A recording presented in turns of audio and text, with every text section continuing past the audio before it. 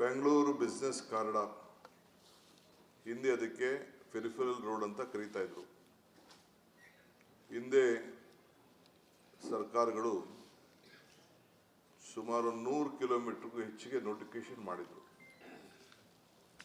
ಒಂದು ತುಮಕೂರು ರೋಡಿಂದ electronic ಸಿಟಿವರೆಗೂ, electronic ಸಿಟಿಯಿಂದ Mysuru ರೋಡ್ವರೆಗೂ ಅದನ್ನು ಮಾಡಬೇಕು ಅಂತೇಳಿ ನೋಟಿಫಿಕೇಶನ್ ಕೂಡ ಆಗಿತ್ತು. ಆದರೆ ಯಾವ ಥರದ ಡಿಸಿಷನು ತೆಗೆದುಕೊಂಡಿರಲಿಲ್ಲ. ಹಿಂದೆ ಕೆಲವು ಸರ್ಕಾರ ಡ್ರಾಪ್ ಮಾಡಬೇಕು, ನೈಸ್ ರೋಡ್ಗೆ ಅಟ್ಯಾಚ್ ಆಗ್ತದೆ, ಸೌತಲ್ಲಿ ನಮಗೆ ಅವ್ರಿಗೆ ಅನುಕೂಲ ಆಗ್ತದೆ, ಅವ್ರಿಗೆ ತೊಂದರೆ ಆಗ್ತದೆ, ಅನುಕೂಲಕ್ಕಿಂತ ತೊಂದರೆ ಆಗ್ತದೆ ಅನ್ನೋದು ಕೂಡ ಬೇಕಾದಷ್ಟು ಆಲ್ಟರ್ನೇಟಿವ್ ರೋಡ್ ಇತ್ತು ಅಂತ. ಈಗ ಆಲ್ಟರ್ನೇಟಿವ್ ರೋಡು ಅವಶ್ಯಕತೆ ಇದೆ. ಸೊ ನಮ್ಮ ಸರ್ಕಾರ ಬಂದ ಮೇಲೆ ನಾವು ಯಾವ ರೋಡನ್ನು ಕೂಡ ಡಿನೋಟಿಫೈ ಮಾಡಬಾರ್ದು. ಜನ ಏನು ಟ್ರಾಫಿಕ್ ಇದೆ ಆ ಟ್ರಾಫಿಕ್ನ ತಡಿಬೇಕು ಅಂತೇಳಿ ನೈಸ್ ರೋಡ್ ಆಲ್ಟರ್ನೇಟಿವ್ ಕೂಡ ಇನ್ನೊಂದು ರೋಡ್ ಮಾಡಬೇಕು BDAಯಿಂದ ಏನು ನೋಟಿಫಿಕೇಶನ್ ಆಗಿತ್ತು. ಅದಾದಮೇಲೆ ಈ ಒಂದು ಉತ್ತರ ಭಾಗದ ಪೆರಿಫೆರಲ್ ರಿಂಗ್ ರೋಡ್ ತುಮಕೂರು ರೋಡಿಂದ ಎಲೆಕ್ಟ್ರಾನಿಕ್ ಸಿಟಿವರೆಗೂ ಇವೆರಡು ಸೇರಿ 117 ಕಿಲೋಮೀಟ್ರು ಆಗ್ತದೆ. ಆ ರೋಡನ್ನು ಮಾಡಬೇಕು ಅಂತೇಳಿ ಸರ್ಕಾರ ತೀರ್ಮಾನವನ್ನು ಮಾಡಿದೆ. ನೋಟಿಫಿಕೇಶನ್ ಕೂಡ ನಾವು ಈಗಾಗಲೇ ಜಾರಿ ತಂದಿದ್ದೇವೆ. ಅದಕ್ಕೆ ಭೂ ಪರಿಹಾರ ವಿಚಾರದಲ್ಲಿ ಸರ್ಕಾರಕ್ಕೆ ಫ್ರೀ ಹೊಸ ಆ್ಯಕ್ಟಲ್ಲಿ ಇರೋಂಥ ಕಾಂಪನ್ಸೇಷನ್ಗೆ ಅವಕಾಶ ಇರಲಿಲ್ಲ. BDಯಲ್ಲೂ ಕೂಡ ಇಲ್ಲ, BD ಆ್ಯಕ್ಟಲ್ಲಿ ಇದು ಅವಕಾಶ ಇಲ್ಲ. ಆದರೂ ರೈತರಿಗೆ ಸಹಾಯ ಮಾಡಬೇಕು ಅಂತೇಳಿ ಒಂದು ಮಹತ್ವವಾದಂಥ ನಿರ್ಧಾರವನ್ನು ಇವತ್ತು ನಾವು ತೆಗೆದುಕೊಂಡಿದ್ದೇವೆ. ಅದನ್ನು ಯಾವ ಸಂದರ್ಭಕ್ಕೂ ಕೂಡ ನಾವು ನೋಟಿಫೈ ಮಾಡೋದಿಲ್ಲ. ಇಲ್ಲೇನಿದೆ ಅಂದರೆ 100 ಮೀಟ್ರಿಗೆ ನಾವು ಮಾಡಿದ್ದೆವು, 100 ಮೀಟ್ರಿಗೆ ನೋಟಿಫಿಕೇಶನ್ ಮಾಡಿದ್ದೆವು. ಈಗ ಬ್ಯಾಂಗ್ಳೂರು ಮೈಸೂರು ರೋಡ್ ಏನಿದೆ, ಈಗ ರೋಡ್ ಇದೆ, ಆ ರೋಡು ಈಗ 65 ಮೀಟ್ರ್ ಇದೆ. ಅಷ್ಟು ಅಗಲಕ್ಕೆ ಈ ರೋಡನ್ನು ನಿಲ್ಲಿಸಿ ಸುತ್ತಲೂ ಇನ್ನು 35% ರಸ್ತೆಯನ್ನು ರೈತರಿಗೆ ಕಮರ್ಷಿಯಲ್ ಆ್ಯಕ್ಟಿವಿಟೀಸ್ಗೆ ಅವಕಾಶವನ್ನು ಮಾಡಿಕೊಡ್ಬೇಕು. ಕಾಂಪನ್ಸೇಷನ್ ಬದಲಾಗಿ ಅವ್ರಿಗೂ ಬೆನಿಫಿಟ್ ಆಗಲಿ ಅನ್ನೋ ದೃಷ್ಟಿಯಿಂದ ಈಗ ನಮ್ಮಲ್ಲಿ 60-40 ಸ್ಕೀಮ್ ಇದೆ, ಕೆಲವು ಕಡೆ 50-50 ಸ್ಕೀಮ್ ಇದೆ. ಸೊ ಈ ರಸ್ತೆ ಕಮರ್ಷಿಯಲ್ಗೆ ಇರೋದ್ರಿಂದ ಅಲ್ಲಿ 35% ಏನೋ ಜಾಗ ಉಳ್ಕೊಳ್ತದೆ, ಅದನ್ನು ನಾವು ರೈತರಿಗೆ ವಾಪಸ್ಸು ಕೊಟ್ಟು ಕಾಂಪನ್ಸೇಷನ್ ರೂಪದಲ್ಲಿ, ಅದು ಭಾಳ ವ್ಯಾಲ್ಯೂ ಇರ್ತದೆ ಆ ರೋಡ್ಗೆ. ಸೊ ಇನ್ನು 40% ಬೇಕು ಅಂದರೆ ಯಾವುದಾದ್ರು ಒಂದು ರೆಸಿಡೆನ್ಷಿಯಲ್ ಪ್ರಾಜೆಕ್ಟಲ್ಲಿ ಅವರಿಗೆ 40% ಆಯ್ಕೆ ಮಾಡಿಕೊಳ್ಳಿಕ್ಕೆ ಒಂದು ಅವಕಾಶವನ್ನು ನಾವು ಮಾಡಿಕೊಡ್ತೇವೆ. ಕಮರ್ಷಿಯಲ್ಗೆ 35%, ರೆಸಿಡೆನ್ಷಿಯಲ್ಗೆ 40%, ನಂಬರ್ 1. ಎರಡನೇದು, ಇವತ್ತಿನ ಬೆಲೆಯನ್ನು ಅನುಗುಣವಾಗಿ ಅದಕ್ಕೆ ನಾವು ಲೇಟೆಸ್ಟ್ ಪ್ರೈಸನ್ನು ಕೂಡ ಕೊಡಲಿಕ್ಕೆ ನಾವು ಅದಕ್ಕೆ ಮುಂದೆ ಬಂದಿದ್ದೇವೆ. ಅದಕ್ಕೆ ಲೋಕಲ್ ನಮ್ಮ BDAಗೆ ನಾವು ಅದನ್ನು ಆಥರೈಸ್ ಮಾಡಿದ್ದೀವಿ. ಅವರೇ ಅದನ್ನು ಪ್ರೈಸ್ ಫಿಕ್ಸೇಷನು, ಈ ಹೊಸ ರೇಟನ್ನು ಏನು ಕಾನೂನನ್ನು ಗಮನದಲ್ಲಿಟ್ಕೊಂಡು ಅದಕ್ಕೇನು ಕಾಂಪನ್ಸೇಷನ್ ಕೊಡಬೇಕು ಅವರೇ ತೀರ್ಮಾನ ಮಾಡಲಿ ಅಂತ ಹೇಳಿದ್ದೇವೆ.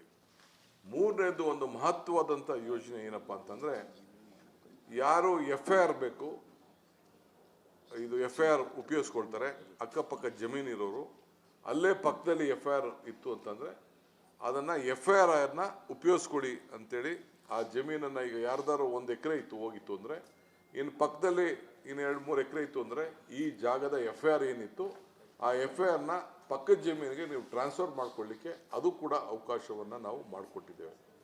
ಸೊ ಕಾಂಪನ್ಸೇಷನ್ ಬದಲು, ಆಮ್ ರೈಟ್, ಕಾಂಪನ್ಸೇಷನ್ ಬದಲು 20 ಗುಂಟೆವರೆಗೂ ಕ್ಯಾಶ್ ಕೊಡ್ತೀವಿ. 20 ಗುಂಟೆವರೆಗೂ ಯಾರ್ಯಾರು ಕ್ಯಾಶ್ ಬೇಕೋ ಕ್ಯಾಶನ್ನು ನಾವು ಕೊಟ್ಬಿಡ್ತೀವಿ. ಹಣ ಬೇಡ ಅಂತಂದರೆ ನೀವು FIR ಮಾಡ್ಕೊಳ್ಳಿಕ್ಕೂ ಅವಕಾಶ ಇದೆ. ಇದಲ್ಲದೆ ಲ್ಯಾಂಡ್ ವ್ಯಾಲ್ಯೂ ಪ್ರಕಾರ ಅದನ್ನು ಕನ್ವರ್ಟ್ ಲ್ಯಾಂಡ್ ಆಗಿ, ಈಗೇನು ನಾವು ರೆವಿನ್ಯೂನ ಇದನ್ನು ಕನ್ವರ್ಟ್ ಮಾಡ್ಕೊಳ್ಳಿಕ್ಕೂ ಕೂಡ ಡೆವಲಪ್ಮೆಂಟ್ ಫೀಸ್ ಕಟ್ಟಿ ಅದಕ್ಕೂ ಕೂಡ ಡಬಲ್ FIR ಕೊಡಲಿಕ್ಕೆ ಅವಕಾಶವನ್ನು ಕೂಡ ನಾವು TDR ಕೊಡಲಿಕ್ಕೆ ಒಂದು ಲ್ಯಾಂಡ್ ಕಾಂಪನ್ಸೇಷನ್ ಕೊಡ್ತೀವಿ, ಎರಡನೇದು ಪ್ರೀಮಿಯಂ FIR ಏನಿದೆ, ಇದು ಪ್ರೀಮಿಯಂ ಅಲ್ಲ FIR ಏನಿದೆ ಆ FIR ಕೊಡ್ತೀವಿ, ಮೂರನೇದು 2 times TDR ಕೊಡ್ತೀವಿ, ನಾಲ್ಕನೇದು ಲ್ಯಾಂಡ್ನ ಅವ್ರಿಗೆ ಕೊಡ್ತೀವಿ. ಈ 40% ಇರೋದು ಬದಲು ಬೇರೆ ಕಡೆ BDಯಲ್ಲಿ 35%ಗೆ ಸ್ಥೀಮಿತ ಮಾಡಿ, since it is A commercial land ಮಾಡೋಕ್ಕೆ ಒಂದು ಅವಕಾಶವನ್ನು ಮಾಡಿಕೊಡ್ತೀವಿ. ಈ 65%ಅಲ್ಲಿ ಆಗ ಇದನ್ನು ಏನು ಜಾಗ ಇದೆ ಮೀಟ್ರಲ್ಲಿ ಆ ಕಡೆ ಈ ಕಡೆ ಸರ್ವಿಸ್ ರೋಡ್ ಕೂಡ ಇರ್ತದೆ, ಸರ್ವಿಸ್ ರೋಡ್ ಇರ್ತದೆ. But the road will be A toll road, ಮಿಕ್ಕಿದ್ದು ಮಧ್ಯದಲ್ಲಿ ಟೋಲ್ ರೋಡ್ ಆಗಿ, ಯಾಕೆಂದರೆ ವೈಬಿಲಿಟಿ ಬರಬೇಕು. ಈಗಾಗಲೇ ಒಂದು ರಸ್ತೆಗೆ 27,000 ಕೋಟಿ ರೂಪಾಯಿನ ನಾವು ಗೌರ್ಮೆಂಟ್ ಗ್ಯಾರಂಟಿ ತೆಗೆದುಕೊಂಡು ಹುಟ್ಕೋಯಿಂದ ಸೆಂಟ್ರಲ್ ಗೌರ್ಮೆಂಟ್ ಸಂಸ್ಥೆ ಏನಿದೆ ಅವರು ಮುಂದೆ ಬಂದಿದ್ದಾರೆ, ನಮಗೆ ಒಪ್ಪಿಗೆಯನ್ನು ಕೂಡ ಕೊಟ್ಟಿದ್ದಾರೆ. 27,000 crores ಲೋನ್ ಕೂಡ ಗ್ರ್ಯಾಂಟ್ ಆಗಿದೆ. ಆ ಭಾರನ ಕಡಿಮೆ ಮಾಡಬೇಕು ಅನ್ನೋ ದೃಷ್ಟಿಯಿಂದ, ರೈತರಿಗೂ ಅನುಕೂಲ ಆಗಲಿ ದೃಷ್ಟಿಯಿಂದ ಇದೊಂದು ಮಹತ್ವವಾದಂಥ ತೀರ್ಮಾನವನ್ನು ಇವತ್ತು ನಮ್ಮ ಸರ್ಕಾರ, ನಮ್ಮ ಇಲಾಖೆಯಲ್ಲಿ ನಾವು ತೆಗೆದುಕೊಂಡಿದ್ದೇವೆ. ಈ ವಿಚಾರವನ್ನು ತಿಳಿಸ್ಬೇಕು. ನಾನೇ ಇದನ್ನು ಖುದ್ದಾಗಿ ನೇರವಾಗಿ ಬೆಂಗಳೂರು ನಗರದ ಮಹಾಜನತೆಗೆ, ಇದು ಒಂದು ಹೊಸ ಅಧ್ಯಾಯ, 117 ಕಿಲೋಮೀಟರ್ ಹೊಸ ರೋಡು, ಬೆಂಗಳೂರು ನಗರದಲ್ಲೇ ಹೊಸ ರೋಡು, ಇನ್ನೊಂದು 2 ವರ್ಷದೊಳಗಡೆ ಇದನ್ನು ಮುಗಿಸ್ಬೇಕು ಅಂತೇಳಿ ಕಾರ್ಯಕ್ರಮವನ್ನು ರೂಪಿಸಿದ್ದೇವೆ. ಏಕೆಂದರೆ ಯಾರು ಕೂಡ ಕೋರ್ಟ್ಗೆ ಹೋಗಿ ಮತ್ತೊಂದು ಎಲ್ಲ ಕೂಡ ಫೇಲ್ ಆಗಿದೆ, ಕೋರ್ಟ್ಗೆ ಹೋದವ್ರದ್ದೆಲ್ಲ ಕಂಪ್ಲೀಟ್ ಆಗಿದೆ. ಸುಮಾರು 17-18 ವರ್ಷದಿಂದ ಈ ರೋಡನ್ನು ನೋಟಿಫಿಕೇಶನ್ ಮಾಡಿ ಡಿನೋಟಿಫೈ ಮಾಡಿದೆ. ಗೌರ್ಮೆಂಟ್ಗೆ, ಸರ್ಕಾರಕ್ಕೆ BD ಅವರು ರೆಕಮೆಂಡ್ ಮಾಡಿದ್ರು ಕೂಡ ನಾವು ಯಾವ ಕಾರಣಕ್ಕೂ ಡಿನೋಟಿಫೈ ಮಾಡೋದಿಲ್ಲ ಅನ್ನೋದನ್ನು ಗಮನದಲ್ಲಿ ಇಟ್ಕೊಂಡು ನಾನು ಕೂಡ ಅದೇ ತೀರ್ಮಾನಕ್ಕೆ ಬಂದು ಈ ರೋಡ್ ಅವಶ್ಯಕತೆ ಇದೆ, ರೋಡ್ ಮಾಡಬೇಕು ಅಂತೇಳಿ ನಾವು ತೀರ್ಮಾನವನ್ನು ನಾವು ಮಾಡಿದ್ದೇವೆ. ಇದು ಫಸ್ಟು ಉತ್ತರ ಭಾಗಕ್ಕೆ 27,000 ಕೋಟಿ ಇತ್ತು. ಈಗ ಈ ಸ್ಕೀಮ್ ಎಲ್ಲ ತೆಗೆದುಕೊಂಡ್ರೆ ಬಹುಶಃ ನನ್ನ ಪ್ರಕಾರ ಒಂದು 10,000 ಕೋಟಿನೂ ಕಡಿಮೆ ಆಗ್ತದೆ.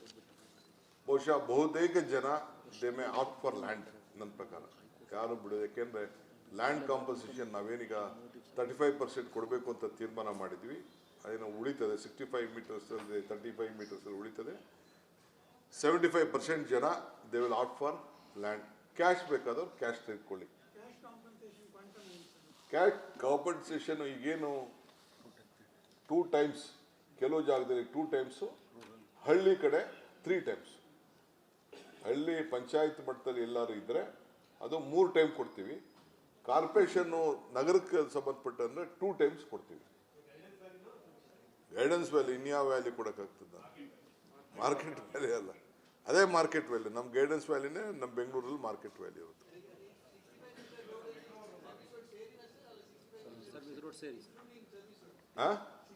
65 meters ಇನ್ಕ್ಲೂಡಿಂಗ್ ಸರ್ವಿಸ್ ರೋಡ್. ಮಧ್ಯದಲ್ಲಿ ಮೆಟ್ರೋ ಹೋಗೋಕ್ಕೂ ಕೂಡ ಜಾಗ ಬಿಟ್ಟಿರ್ತೀವಿ. 40% ರೆಸಿಡೆನ್ಷಿಯಲ್ ಬೇಕು ಅಂದರೆ ಬೇರೆ ಯಾವ್ದಾದ್ರು ಲೇಔಟ್ಸ್ BDA ಯಾವ ಲೇಔಟ್ ಎಲ್ಲರೂ ಕೂಡ ಅವರು ನಮ್ಮಲ್ಲಿ ಬೆಂಗಳೂರಿನಂಥ ಲೇಔಟ್ BDA ಸೈಟ್ಸ್ ಏನಿದೆ ಹತ್ರ ಲೇಔಟ್ಸ್ನ ಅಲ್ಲಿದೆ ಆಫರ್ ಮಾಡ್ಬೋದು. ನಾವು ಲಿಸ್ಟ್ ಮಾಡಿ ತೋರಿಸ್ತೀವಿ ಅವ್ರಿಗೆ. They can opt for that. 40% ಮನೆ ಕಟ್ಕೊಳಕ್ ಬೇಕು ಅಂದರೆ ಕೊಡ್ತೀವಿ. ಕಮರ್ಷಿಯಲ್ ಇಲ್ಲ, ಕಮರ್ಷಿಯಲ್ ಅವ್ರ ಜಮೀನಲ್ಲಿ ಅವ್ರಿಗೆ ಕೊಡೋದು. 40% ಎಲ್ಲಿ ಹೋಗ್ತದೆ ಅಲ್ಲಿ ಜಮೀನು ಕೊಡ್ತೀವಿ. ಕಾರಿಡಾರ್ನಲ್ಲಿ 35 ಮೀಟರ್ ಏನು ಉಳ್ಕೊಂಡಿದೆ, ಅದು ಮಾತ್ರ 35% ಏನಿದೆ 35 ಮೀಟರ್ ಉಳ್ಕೊಂಡಿದೆ ಅಲ್ಲಿ ಮಾತ್ರ ಕೊಡ್ತೀವಿ.